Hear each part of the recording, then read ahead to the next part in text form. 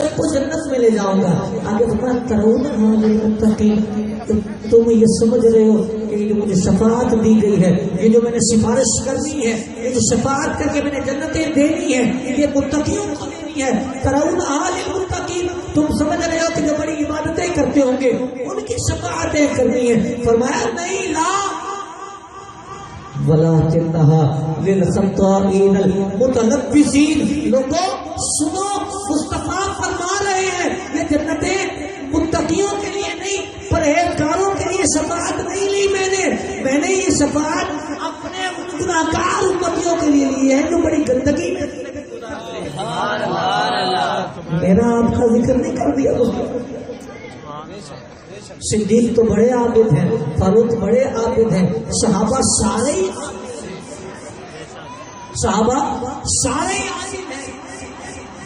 یہ حدیث پاک تو میرے آپ کے لیے نہیں کہ تم لوگوں کو جینا ہی نہیں آتا، دنیا کی زندگی میں آ کے اتنے ہی مست ہو گئے ہو، نہ نمازوں کا ہوش، نہ عشق کی چاشنی، نہ محبت کا ذوق، تمہیں کیفیت ہی نہیں ملتی. تمہیں نہیں ملتی، نہ ملے، تم ہو میرے،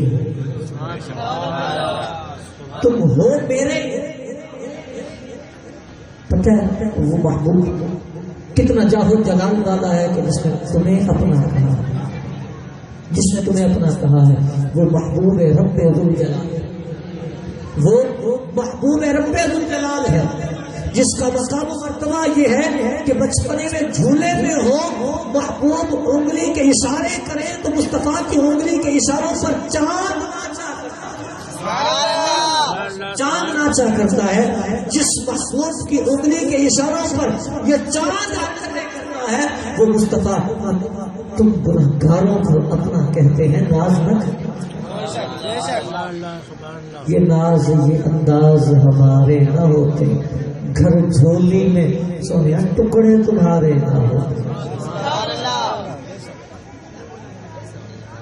جھولی میں ٹکڑے تمہارے نہ ہوتے تو پھر یوں تھوڑے ہی چوراہوں میں بیٹھ کر سینہ تان کے سونے تیرا ذکر کرتے.